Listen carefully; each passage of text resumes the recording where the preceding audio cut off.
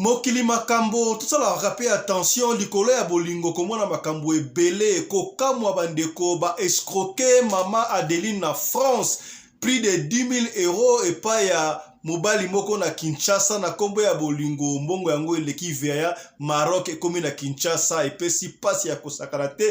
Moi si beaucoup de mobilité, bosola ka na téléphone, bomona na Facebook, 10 000 $, 10 000 euros et bimika ka boye. Eh, pas si et comme kindenga ni 10 000 $ et bima. Et comme kindenga ni ba escroquer maman oyo na France Adeline, mbongo kreti na Maroc et ke ne bongo na Kisasa. Pas si yango lisoto ko betela o lelo nde kozala attentif. Kozala solitaire ezala kama beto malamu moko esenga ka mutu afana na batu bandeko na Afrique du Sud awali kama ekwei ndeko Congo na kombo ya Daniel akufi na ndaku depuis le 19 mai yemoko ça fait 7 jours à mon atende ko Daniel sole bandi ko bima ba voisin ba yoki ba bengi mbila ba kutie déjà akomi ko se décomposer de ko Daniel et pesi passe ya ko sakanate Daniel tweeté mbui yango to kosala ba détail wana awa na émission de lo est-ce que esenga ka kova na batu moko to ko kima batu pasi ya kosakana te tala ba conséquences. Nana loba yike ba congolais to ba africain en général bazali maele te ba génie africain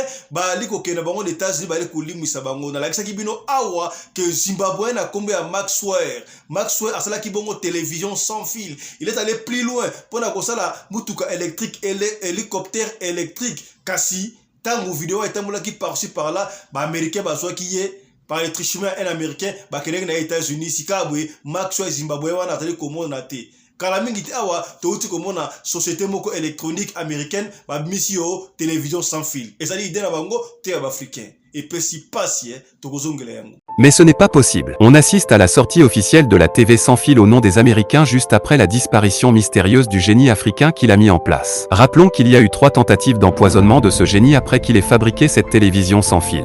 Depuis plusieurs années, les Occidentaux ont tendance à éteindre les génies africains pour ensuite voler leurs réalisations et les faits brevetés à leur nom. Cette méthode consiste à maintenir l'Afrique dans la pauvreté et faire croire au monde entier que les Africains sont des pauvres idiots. Un vol très flagrant vient d'être réalisé et je pense que cette fois, tout le monde entier doit être informé pour montrer comment ces voleurs maintiennent l'Afrique dans le noir. Radio Collectivia Fiston, tous s'abonner massivement, c'est validé.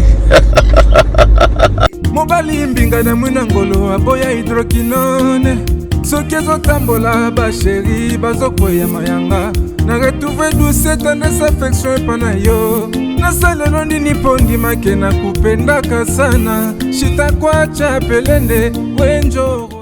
Pour l'habillement des classes de vos enfants, pour l'élégance de vos enfants, désormais, visitez le magasin Little People Shop chez Mama Charlotte Caputo. Little People Shop chez Mama Charlotte Caputo, l'habillement officiel de vos enfants. Awa et pas Mama Charlotte. Moi namboka bon monake ba namboka congolaise tala biloko ya kosala et pas bapaya. Acheli biso bilamba banda de 0 à 3 mois yango yo. Soto yawa de 6 à 9 mois. Toke wana de 9 à 12 ans. Toza na nyonso bana mibali na bana basi. Soto yawa bomoni oya bana basi ndenge mwana zo putsana. Toza lokola wato yene 8 ans ti komata yango yawa.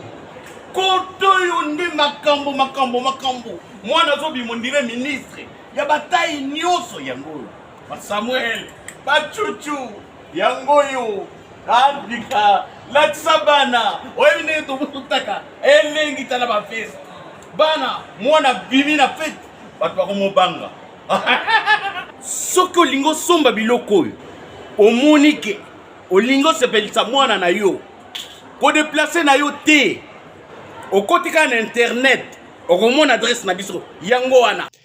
Little People Shop chez Mama Charlotte Caputo. Adresse Edenval, Greenstone Shopping Center, shop numéro L119. Téléphone 011 52 46 366. À Jamestown, nous sommes sur Meya Street 183. Jamestown Town, Johannesburg, shop numéro 5. Téléphone 082 324 85 22. Place nyonso zali benga biso kotaka ligne benga biso teotikobila batine na ndako. Little People Shop toza na bilamba ya bana ya qualité olingi osomba kota na website na biso retrouver biso na Facebook toza online pe soko osomba partout na Afrique to délivrer bino na ba courrier na biso préférence ya malamu ya original. Donc, c'est la livraison à domicile. Little People Shop met à votre disposition l'achat en ligne. Allez sur Tekelote, tapez Little People Shop. Choisissez l'article de votre choix. Il vous sera délivré jusque chez vous à la maison. Mais aussi, allez sur Zando, tapez Little People Shop. Choisissez l'article de votre choix. On va vous le délivrer jusque chez vous à la maison. Visitez notre Facebook page, Little People Shop. Little People Shop, ya biso moko. Little People Shop, ya bana mboka. Mbote na bino bandeko balandi ya radio lokole télévision bisika nyonso tu bozwami poko lela mo epai na bino ba o bazali moi mbote na bino wali butu bonsoir tokutana susu na rendez-vous ya lelo po awa na studio na biso tozali bongo 19h passé. To kutani po na kobeta lisolo ya poko to solo la makambo teli koleka bongo na communauté na biso africaine en général particulièrement ya biso batu ya mangala bomona ati Varese kitoko boye Varese oyo ezali Varese ya Vita Club ben basali yango to ba manufacture yango epa ya mwana mboka Twin Family Fashion bomoni oyo ezali logo ya Twin Family kotoyo logo ya Vita Club Varese kitoko oyo bandeko ya Twin Family basali soko talingo sala commande ya Varese ya équipement sportif to ya bilambo ya sécurité nyonso tout contacter bandeko na biso ya radio lokole TV to kocha en contact na Twin Family Fashion ya bana mboka bomoni awa open Varese oyo Vita kobeta na Coupe d'Afrique koto be Twin Family te kitoko makasi voilà to profiter pour na kopesa mbote pe lisusu na Teongandu leader Chilamwina muto alonga bongo chômage jeune garçon oyo apesaka ba Congolais belé 65% musala na Mada City na Cape Town. So ça na ndekona na musala te pesa benga biso tropien numéro ya Telo Chilamwina ngando protection service akopesa ye musala. Wumela Teongandu Sali toujours présent na Bosanité commandant Guilain toujours présent lady chef. Na Durban to pesi mbote pa Trésor Massa komi loboko ya Durban mbote sikota ya mama Kanika on est ensemble. Bande kutobeta kama solo o pona ko nuire batute kasi pona ko fungola esprit esika nde kwa koya kiyo koya te yo pe telema pona ko lamu sabino makambo se ko leka na mukili o bande ko pasi ya ko sakarate likolo ya bolingo mama Adeline a libéré kaka bazuye 10 000 euros kaka boye pamba likolo ya bolingo mobali omona te bolingo ya téléphone bolingo ya Facebook bolingo ya TikTok yango to kobeta lisolo lelo ay ko kamisa bino bandeko mama Adeline aleli kasi yambo to koma lisolo wana tika to solo makambo o eleki na Afrika angele likambo ya somo bandeko mwana mboka congolais Daniel Tweete Mbuyu akufi na Afrique du Sud na ndaku. Qu'est-ce qui s'est réellement passé bandeko? Bon la vie, oui, c'est vrai que bandeko belé ba koma ko kima ba congolais, pour ba congolais ba ça ba problématique. Okozana ba congolais ba kambu problème les kambute to pekisi mutute akima ba congolais. Yo koma ngama kamba congolais na lingaka te yo sa Congo to nani? Oza Nigeria, to sa Camerounais. Ok, pour moi, oza Nigérian, oza Camerounais, oza Zimbabwéen, oza Moutali Soutou Rwandais, oza Africain te, oza Africain noir te. Oui, c'est vrai, koza na batu moi zaka problème. Mais luka koza atana mutu moko ata momi balé, so koza solitaire, yo boko malamu te bandeko. Likameko komela yo koyeba te. Tobo ite muta fanda yeboko, oui, bate bere ba fanda ka bango moko. To te ko la samno dernièrement pe Congolais bon regardez tout ce qui à Brazzaville, tout à Kinshasa, à Koufa na Belgique, na Bruxelles, et l'électorat venu awa. Une année, et bien me comment des squelettes, mais qu'on découvre après. Mais to kamwa ki, pour nani bande ko ka soloté, que muta Koufi, on ne sait pas ce qui s'est passé. Kas nan découvre sur l'Afrique du Sud à Koufi na quartier ou avec un Trioville. Trioville, ezali quartier moko ezalaka na Johannesburg, ba Congolais bazalaka pe mingi kuna, ezalaka mingi ba Kivusien. Ba mina semba skivusia bazaka mingi na Trioville kuna ndeko oyo abane ko vanda kuna ndeko Daniel Tweete Mbuyu. Qu'est-ce qui s'est passé? ba voisin ya bon évidemment azaki na ndako bimbata ande ko fuite la chambre ande ko fuite la wana boyebi na mboka mupaya bato ebele bamona na kate tiku to wa kuna ndeko na propre wa mona te babi ke babaki na musala bataka busy yake musala songi ndaku okozonga boye fatigue obwaki téléphone mo ko bengo so le kate ta uta WhatsApp za la kate mais heureusement muto ta za lembi azwaka temps ya kotala radio le télévision pour azwa quelque chose te bongo mbote na yo mama Emily na Bruxelles on est ensemble ou mela mama Emily on est ensemble mbote na yo Yakuza Bora depuis Hollande combien c'est que bien on est ensemble ndeko oyo Daniel autaki musala il paraît oui, un des voisins a témoigné que l'on a coupé à louer chambre dans moko songolo na quartier bengarango Trioville et na Johannesburg quartier yango c'est à côté à Johannesburg Stadium bon mon était en Coupe d'Afrique et betaki awa to Coupe du Monde match oyo et betaki Nigeria contre Argentine et ça côté Ellis Park yango et ça pembeni ya Trioville wana ko mona na stade wana ko mona pena boy azonga ki nandaku akoti on ne sait pas qu'est-ce qui s'est passé mutupe ozo futa na chambre nandaka mutu et ça le ko landaku no espace wa mutakwa ko tuna yo azalité bali ba mona ki akota na chambre nandaku na ye mais bakipa ki susute po ba yebite akendaka musala nini azonga ka nini asala kati na nani etala ka mutu te via mutaka ndengo wana ofuta la chambre pa na yo ma vie na ngai etali yo te oui ezaka ndengo wana te ezaka ndengo wana partout boye biso ki muta kufi na ebite ba minganga bali boke sabiso mutabana ko dégager sur la peu combien de jours na ebite ba 4 ou 3 jours na ebite baba ndiko ka solo ma be ya ko pola soki solo ndenge nini baluka bo est-ce que mpuko kufi na sima frigote rien est-ce que mpuko kufi ba pandina ko bango non y a rien et ko pour les alliés awate siko kaka ndenge salaka soki ba locataire musu ba lipe wana obete ba porte est-ce que nanda kuna bino awa pourquoi kufite tano na frigo na bina sekuna pourquoi ça kufate ba fungoli rien ba betele siko ndeko Daniel Porte azo fungola te ba betele porte azo fungola te peut-être akei musala ezoleka 7e jour ekoki sole komi makasi bandeko nzoka ndeko dani na kata bandiko se décomposer bino et comme impossible ba luki baluka bino non solo oyo on dirait so outre la kata ya chambre ya Daniel oyo. Mais Daniel Oyake wapi, comment est-ce qu'il y est peut-être à sombaki soso toni atik a poli boeto mpugwa poli awa solo makasi boendenge nini boyebi na pays à loi ozali na droit ya kofungwa ndako ya mudu te po azo louer chambre pa na yo chambre wana ekomi lokola ndaku na ye il faut que ne pas mburamatari kolo ndaku akei pa mburamatari na police abino ba pulusu wana nu awa ndaku na ngasa musa solo mais na contrôler ma chambre non surtout solo exactement on dirait solo mana pas locataire nanga mususu awa mais nazo beta porte azoko ya te peut-être azalité alors boya ko edenga do fungola parce que police ana droit ko fungola en cas d'urgence est-ce que on a fungola deuxième fungola ezali ça va bambila baye ba fungoli porte ba fungola boye ba kuti ndeko na biso Daniel obomo na photo wana abandi déjà ko se décomposer azali congolais Daniel tweet mbuyu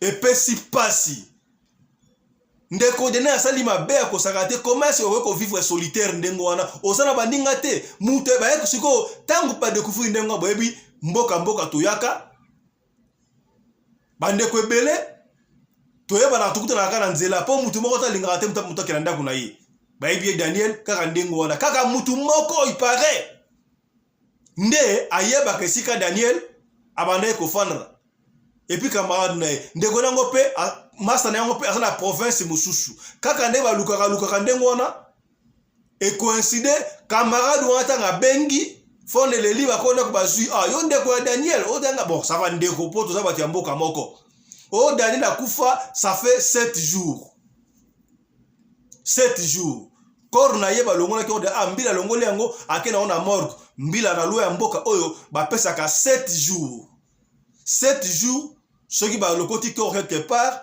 corps non identifié to ba ko nango bazalité 7 jours ceux qui 7 jours bo yete mbila azui corps wana ake ko kunda yango komi ya l'état yango balancer communiquer bozo mona communiquer so kotambola partout na ba réseaux sociaux batie le mbinga mobala telemi alati ba kuiranta complet à cuir na sapatu nango ndeko Daniel tweete mbuyu akufaki na ndako dia pasi ya kosakala te bandeko. Comment est-ce ndeko Daniel yo ndeko mukolo? Oui c'est vrai to bakalibanda to yaka cop et le bana ngota mon ami personnel commandant Congolais Anderson de Djobour la voix digitale oya boy oya ndimi ah voilà de tout le temps commandant Congolais Anderson de Djobour, je confirme l'unique et le vrai communicateur moko oyo ka zari na Afrique du Sud mobimba pour commis c'est que bien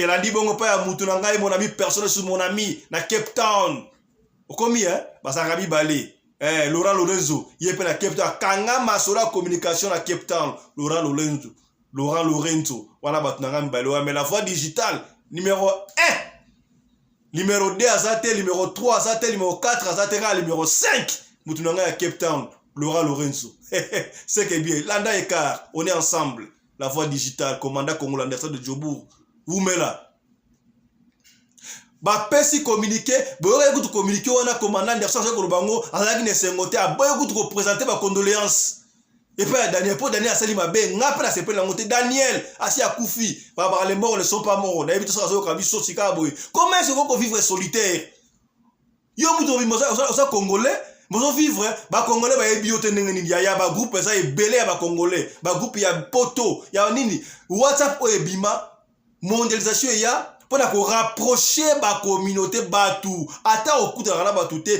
kuta na batu ata na ba groupe WhatsApp publier kata bonjour pour inquiéter batu. Comment est-ce que ndeko Daniel peut-être a publié chaque jour le la publier tenengeni deuxième troisième jour ba ko luka wana privé okomonana yo fanda yo moko ata gute économie yango bandeko na yebte ndeko Daniel aza mutu ya mboka ntana ko mwa Daniel Tweete mbuyu wala aza mutu ya province na ebité pour connaître na c'est donc ndeko Daniel mukolo ndenga ali papa mukolo boye ata la charité ata copine sana ita girlfriend sana ita ko lukaye parce que girlfriend mokote copine mokote o lingata sana une semaine amoni chéri na été 7 jours ata yo moko akufaki banda le 19 mai mais ko découvrir corps après 7 jours pas si pour se le kobima déjà makambi ya boye heureusement que le téléphone na ye et comment qui presque déjà moribond et ko sonné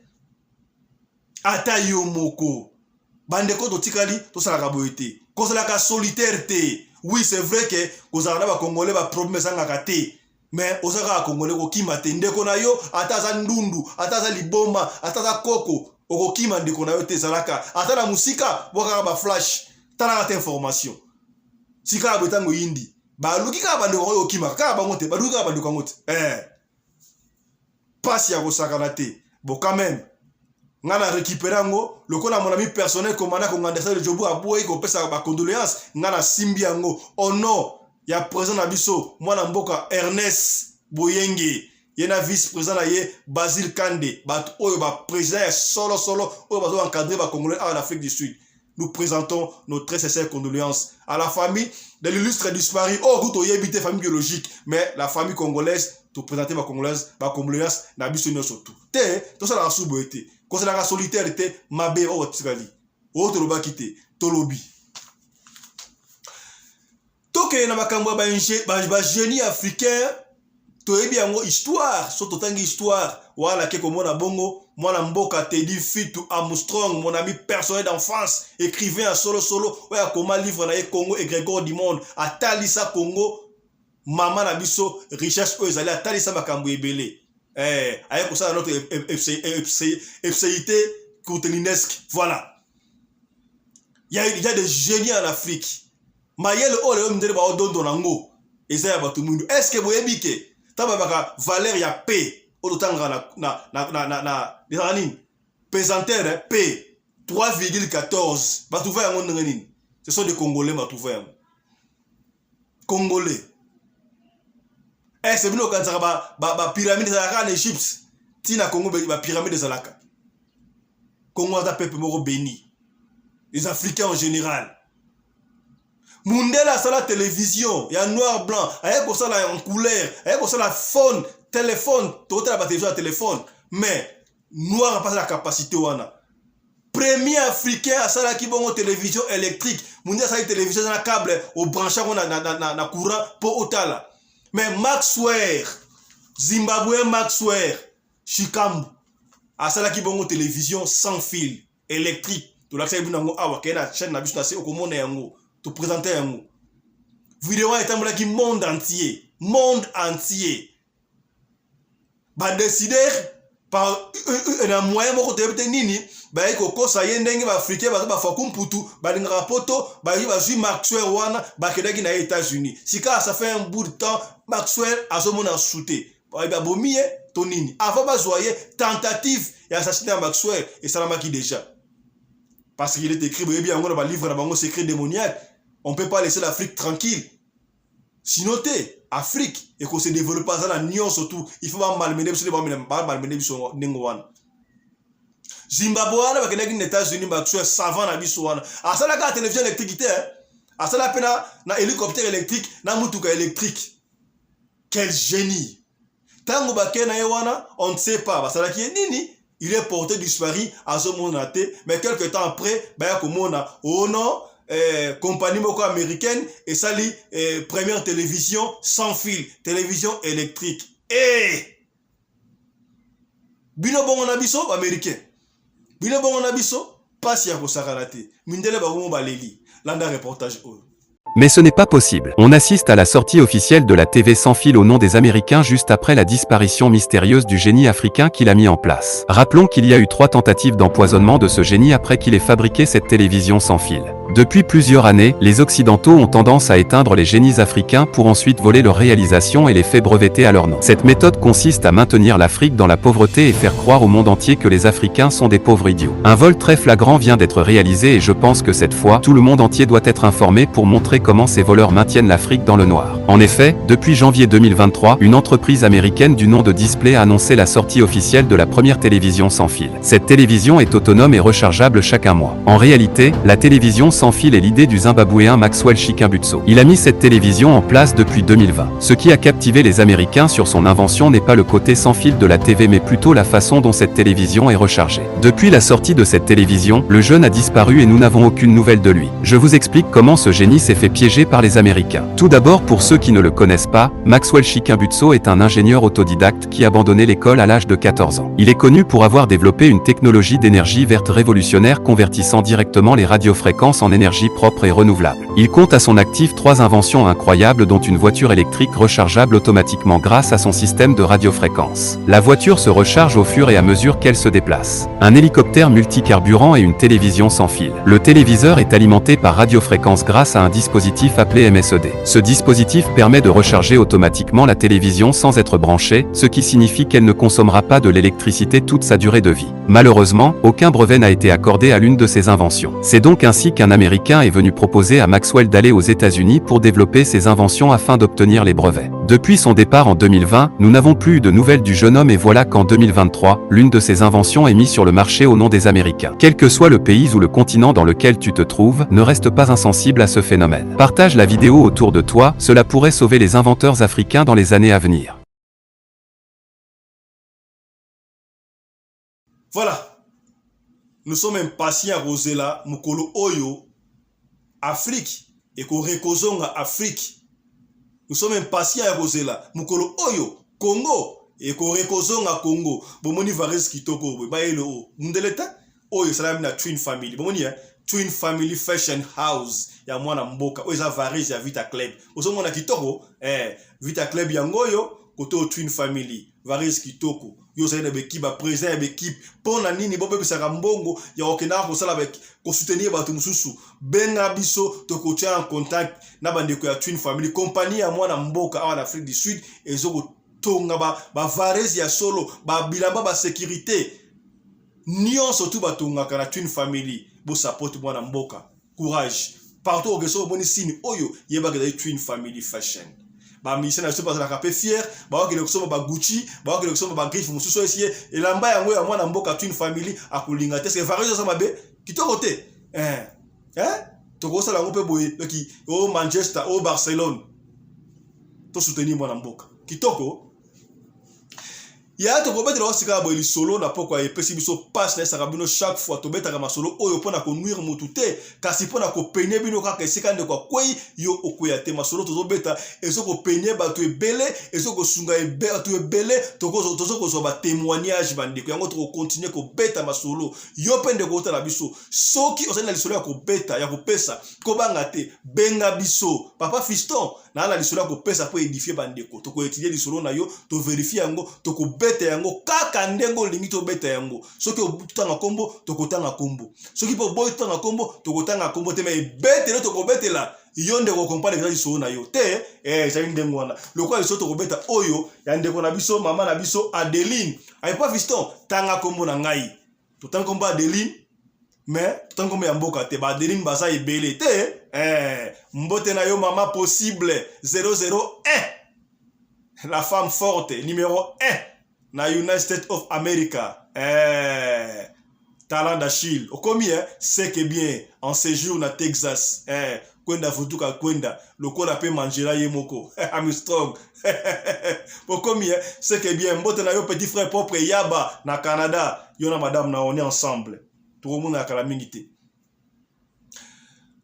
Facebook oyo WhatsApp oyo na ba groupe WhatsApp bande ko ba osoka ba limero ba to mususu okomona abengi ndeko mususu abandi ko linga lisolo za yini bande ko o ba escroquer mama Adeline 10 000 euros kaka boyi mama Adeline ne peut pas ficher fandi kaka boyi na moni limero ebengi ngai boni gentillesse mama Adeline boni entre to bandi ko solola na talika o mutabaninga na linga ya sekata congolais bandi ko solola ndeko bandi ko solisanga wana za yakibongo na Kinshasa limero ya Kinshasa ndeko yango gentillesse awa ngai place ali nanga femme seule papa fisto na ba na ngai bébé ka femme seule biso ba congolais to lula libala koleka Yesu Masia te lo bala ngota mama social Irene Machandoki mbote na wesi ko zali na Bundes okomi c'est que bien congolais alingi libala ko sakana te konga soke muso olingi congolais ka lelo lo ba lotu na o bala nga muko nini oh yaya yo bongo na libala tala sika boy mama Adeline oyo et pas fisto papa wana tonte wana soki nani abandi ko linga mama Adeline para mukolo te c'est une femme ya 40 quelques mais azana nous fraîche une femme saine parce que il n'est pas bon que la femme soit seule il n'est pas aussi bon que l'homme soit seul il faut pas sangana azoluka molonga ni nai oya ye biso to senga ali o papa fiso pe kana numéro mama Adeline pour azoluka molonga ni te basi ba frapper yo roleka te pasi papa fiso mobali wana badi ko lempa ngai badi ko linga ngai boye bibo lingolo sala kabiso basi ezala ka po bolingo kola ezala ka mwa temps azui pena temps na ye alempinga maloba sukali ngapela badi ko solo na ye badi ko solo na ti amour pe ekoli kaka na téléphone to badi pe ko solo abenga nga 2 fois na appel vidéo troisième fois ta benga na appel vidéo ya bino na liko gasio ba unité na ngate tika la bombe tango to solo na ye mutongo ya kisasa ayebisi ngai na kotanga na bino kombo ya ndeko ya soki mbongo boza la calme na kotanga kombo wana lana no lisolo ye muto ya kisasa frapper ya kisasa ayebisi mama Adeline oazali na France na Paris o tenga na ninga na basi basenga mbongo te na ninga basi ya mbongo tenga lingo na mouvre mama Adeline ayebisi me papa ngala sa mwana ya poto ngala sa na Paris to benga wana anglais Paris nde mankambu ba mama ya Paris mbote na bino papa fisto de na bino makasi mama ya Paris on est ensemble de père avec ba mama ya Paris nde mankambu on ne parie pas à Paris te c'est que bien on est ensemble ngala senga yo mbongo yo mtu en Afrique ote ponga naza mutu ya gouvernement naza na mbongo ebele mbongo d'abord qui partait de bosso l'amour mama Adeline fa ko timbela comment mutali ko yesa na mbongo ebele yo osopani bana moko na ndenge ya bolingo to kontane pe mama Adeline te parce que amour ebomaka mutu bana mona si molonga ni na ye akanisi batanya sto na perdre oya ki celibat ye moko asanta pena papa kala soka bin pena ya ngai papa fisote leki mo mingi to solo ka pe bien na mobali yango na mona ka jumo abenga di urgence bon chérie boni en tout cas nasana urgence moko awa moyen na mbongo na nga ezate na comme la soki over limite ba quelque chose comme ça l'impié kaka on a besoin de $600 tindelanga $600 na kozongisa yo dans une semaine. Papa fiston to solaka déjà na mobali akomu de mobali na nga bolingo ekosi na esi ekotinga na mikuwa déjà na yebisi me papa nga na mbongo te na mbongo te nazaka na mbongo mona account na nga awa $600 quelque chose $680 mais il faut na régler ba facture na nga yi consort non surtout na mbongo te habité premier te na zo dans une semaine maman Adeline Pasali ba facture faut la fin du mois vous avez qui ba le 15 dans une semaine puis ça va ne ça mobile na nga na mbongo ebele au de 600 wana akopi nga beta pa 1000 na juma 400 likolo abeti pe loterie na été Maman Adeline a quelque joie, mbongo na €680 à tindi yango. Ah oui non, mon début ba politicien ba ni côté na bongo te tinda yango na parti ya Maroc. Tinda ndeko na ngasa na Maroc wana ye ako transfert na Kisasa. Papa Fisto na zwi mbongo atinda nga kombo ya mutango na bana Maroc pokota. Bandeko Maroc bokota. Eko elimino le labo écran photo prophétique eko ina Maroc. Osayi na Maroc, Hollande na Maroc, partager li solo oyo. To lukandeko oyo soki ya solo pe comment ya solo. Papa Fiston atina po oui, eko foza ya solo ndeko wana. Soki pa yibaki mokanda ya mutu, soki pa na ebité. Kombe ya ndeko ngo oyo ya Maroc asala Casablanca. Voilà. Comment na ye Banza Didron Prince Junior. Papa Fiston, na tinda mbongo.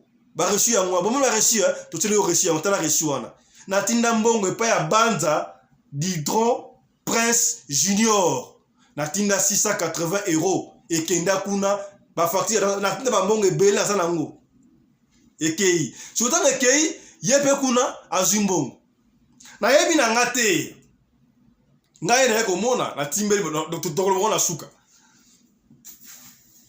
Papa Fiston a tindi mbongo. Quelque temps après, mon bana benga, on a tout cas dans une bongo, il n'y a pas de souci. Tant une semaine que kibo ça va, na raison que l'ambongo, na prendre ça mbongo, si on dengo na ina telo ma mon account. Comme ça, fumo ela nga account mo kuno na France, na Paris. Ngai comme ça, na chaka mbongo awa yo o retira ngo be kuna to sala ngo biso mbale. Ah, c'est une bonne chose. Mama oyo mama na biso Adeline esengo ya libala lolangolo kita très grave. Mama Adeline akufi na bolingo balempie na bolingo. L'amour est aveugle ya solo, l'amour est aveugle. Alingi mokonzi te Mama Adeline na kembangu akiko fungola compte bandeko ya France na Paris. Afungoli account, puisque tu as un account en anglais, account, mais en français compte, n'est-ce pas?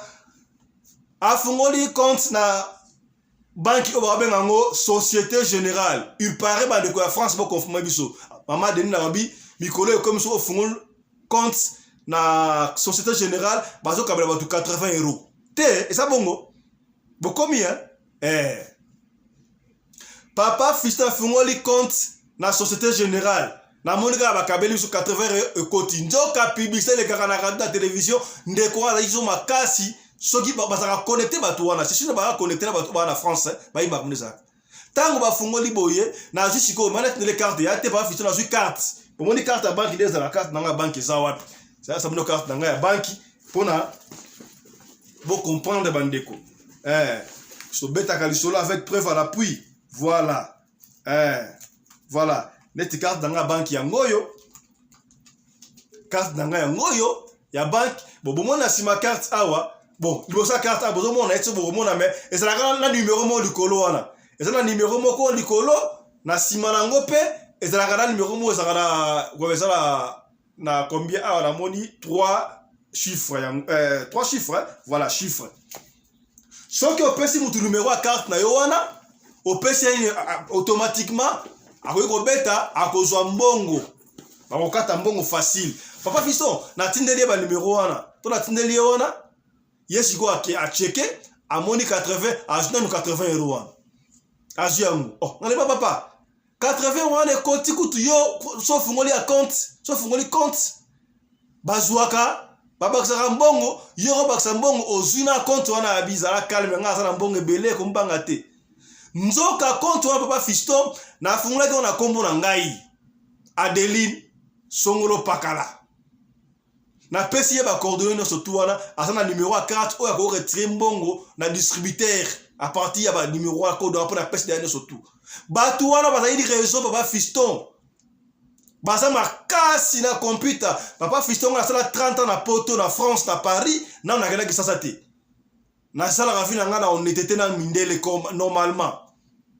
nzoka ndeko wana oya Kinshasa soi-disant pourtant on a besoin de comment on a été comme le kuta mais na otanga kombo ya mutu oyo abandaki ko na ona ko tindela mbongo do yende ko na ya Kisasa na ndeko ya Maroc ya Casablanca oyo kombo na ye Mbanza Didron Prince Junior na compte ngwana ba koti ba juba identité na pona évidemment flat de ba identité na ngana fungula ikonda ba identité na ngai surtout pesa ya yi ba identité na ngaba kota na banki na ngai ba pirater système bandeko bazo defa mbongo ngape bolingo de e kayingai awa na koyeba teke ba otrike ngai soki ba koti kuna ba komba lettre na banki makomaso ba defi mbongo ba defi 1000 euros ngape sikoto ba defa mbongo banki ndenga salaka il faut tout na yo confirmation siko mbongo ba defa parce mona banki e mona ke mbongo wana ezo linga ke étranger alors il faut tout na téléphone na confirmer o komona ya benga chérie Adeline tala numéro batindela na message wana SMS tala SMS watindela nga code watindi wana ngape aveuglement na kozwa code yango za 146D obona kopesa code na pesi code wana mona sécurité baka ndimi ke zangai ba release mbongo kaka ndengo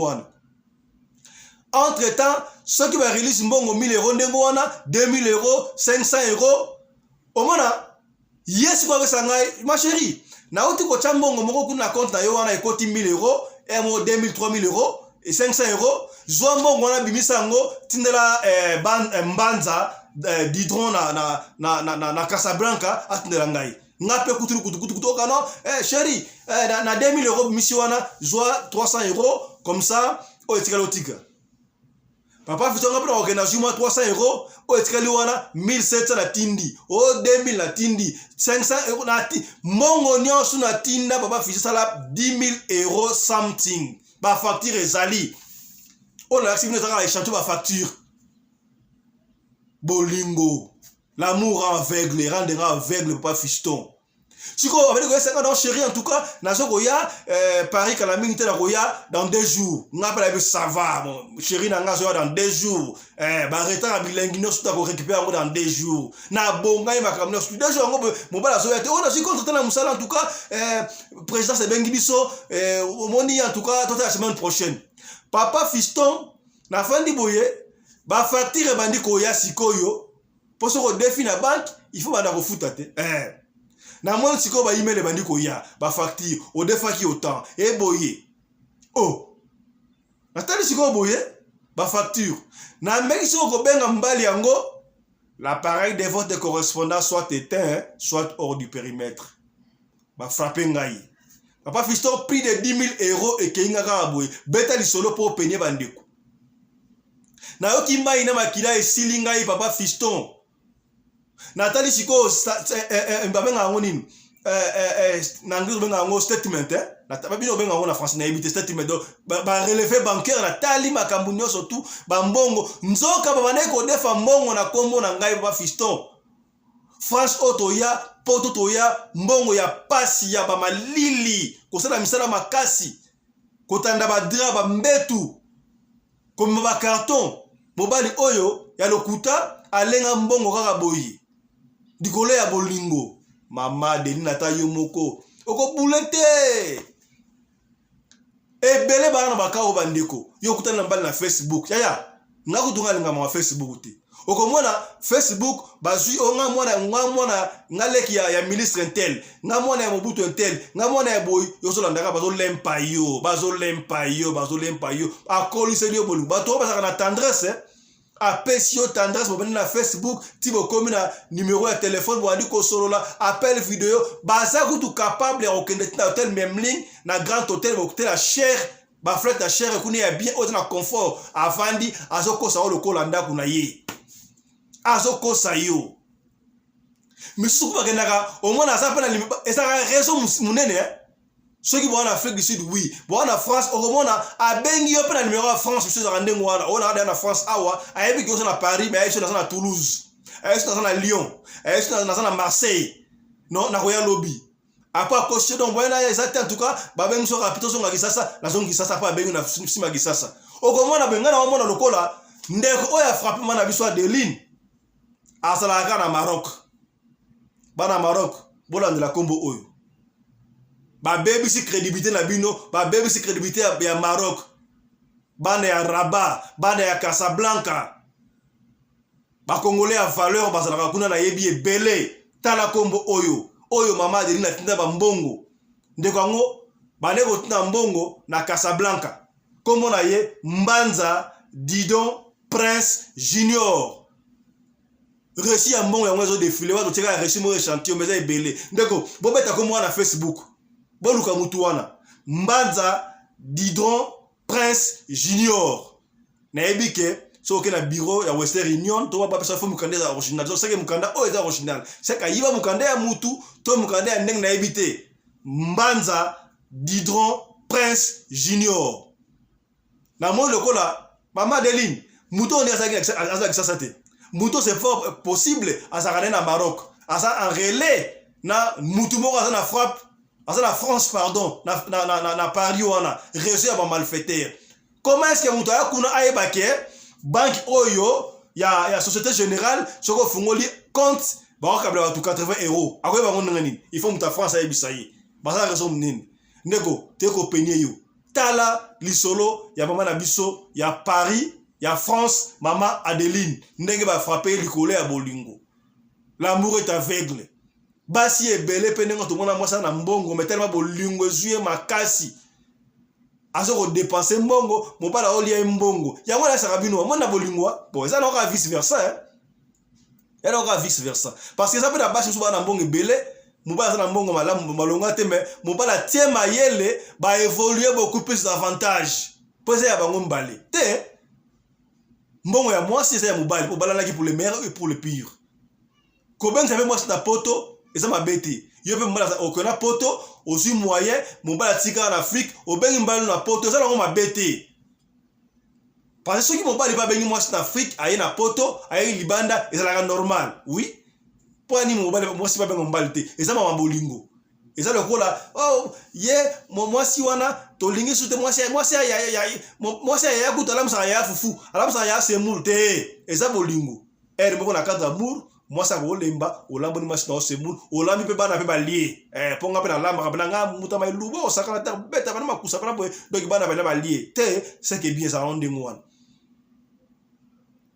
mais bolingo au moins mo balika 2 fois n'appel vidéo mama Adeline au libéré mbongo mama Adeline faut compteur SMS na email na téléphone na yo ba komelo na email adresse est-ce que mbongo ngo malibanda ezali yo ce que ça yo confirmer la code 1 2 3 4 yo pe mo bana benjo chéri batini code mo pas na pesa code wana o ko vérifier té et comment pas en anglais na français aussi pe code ya zo code ngoyo 4 5 6 une fois té mbalebele bale mbongo ka boy 10 000 siko elle est obligée ya ko futaka ba nyongo wana yemo ke pesi pasi mama alili papa fiston beta li solo oyo pona ko peine baninga dikamute mama ngana ko beta yango to yeko peine bino ndeko o to lobaki te tolobi ke bana mabala Facebook bando ko bele bana ba groupe WhatsApp o ekoma tozokota bonta baka ndengwa tozokota ndengwa bato ebele basoko zoka ba numéro ya bato atali ko o numéro asa mwana mwasi o asa na zu ya landeli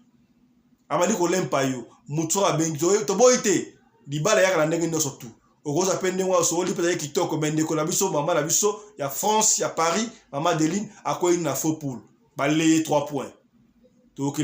Passe à vous, maman. Force à vous, courage à vous. On est ensemble. Merci na maman Charlotte Caputu, la dame de fer. Maman Oyasala qui émission Oyo Ezala. Sponsor officiel de l'émission Oyo. La bière officielle là-bas, la bino. Maman Charlotte Caputu, la dame de fer. Oumela. Na quelque chose dans Londres. Coupé Sambote père maman Charlotte. Pigeon de Londres. Yana mbanda papa Yannick Ibrahim. Combien président. On est ensemble. ndeko ça le solo ko pesa benga biso pesa le solo to ko benga pesa to beta le solo pour édifier bande comme chouchou te to suki wana. Merci pe na mama Rina Rumbi, la femme à la taille d'une tige spaghetti ni courbure ni virage, coordonnatrice ya chaîne Oyo. Bandeko to partager le solo tindela ba osala ndeko na Maroc, tindela ba na Maroc le solo bana Maroc panza vidéo Oyo, panza le solo Oyo to luka mutu Oyo a escroquer moi si ya bato plus de 10 000 euros et pesi passe mama bato ko futa mbongo likolo ya bolingo pasi ya bolingo maka mo bolingo pende zelaka osala mobali na yo o mona important yo bandi ko benga na mbali parce que ba mbali msina Europe wana ba benga na yate ba 15 fois akoma bikende bizonga ako kende ako zonga osala mbali na ndako ze ba valeur na yete tanga osala tende o comprendre valeur à papa te c'est que bien autre bagité trobi émission et civil te partager chap chap et tchara. Dans le cadre de soutenir la vision du chef de l'État dans les domaines de l'éducation, Mama Charlotte Caputo, la femme de fer, facilite à vos enfants de devenir étudiants en Afrique du Sud dans l'école de l'aviation, apprendre à piloter l'avion commercial ou militaire, apprendre à piloter l'avion de chasse, apprendre à piloter l'hélicoptère commercial ou de chasse, mais aussi apprendre à réparer les avions commerciaux ou militaires, des hélicoptères militaires ou de chasse en Afrique du Sud. Bandeko, yo mutolingi mwanona koma pilote commercial to militaire. Avantage yango yo. Obengi na numéro oyo ya Mama Charlotte. Ako guide bino. Ndenge nini mwana na yo ako sa la classe ya pilotage. Alors, avantage nyonso hébergement minerval. Olingi mwana na yo ayeba ko bongisa ba moteur ba avion. Benga Mama Charlotte na Afrique du Sud. Madame Charlotte Caputo et ses collaborateurs mettent un hangar plein d'avions à la disposition de vos enfants qui viendront apprendre ici en Afrique du Sud. Voler à l'espace sud-africain, devenir un grand pilote commercial ou militaire. Contactez Madame Charlotte Caputo. Devenir pilote d'un avion commercial ou de chasse n'exige pas un diplôme d'État. Un certificat d'études primaires suffit pour apprendre à piloter l'avion commercial ou militaire. Les appartements confort pour accueillir vos enfants lors de leur séjour ici en Afrique du Sud. Piscine, salle de bain, salle à manger, cuisine, lavabo, tout pour accueillir vos enfants. I stayed here from 1 year ago. People coming from Congo, you're very welcome to come here in South Africa. It's a Mama Charlotte space, very beautiful accommodation.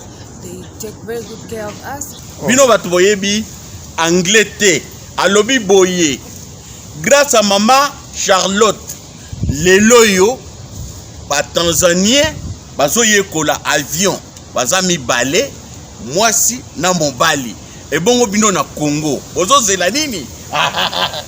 Pour tout contact, appelez-nous au plus 27 82 32 45 522 ou encore contactez Radio Lokole Télévision au plus 27 61 88 58 455. Papa, maman, mwana noya koyekola kopusa avion militaire pe commercial, hélicoptère militaire pe commercial, kaka na certificat d'études primaires. Et bongo yozanga, hâtez-vous car les places sont limitées. Mama Charlotte Caputo, la femme de fer, Tokumi Sayo Ndenge Nini. Merci pour l'opportunité, maman.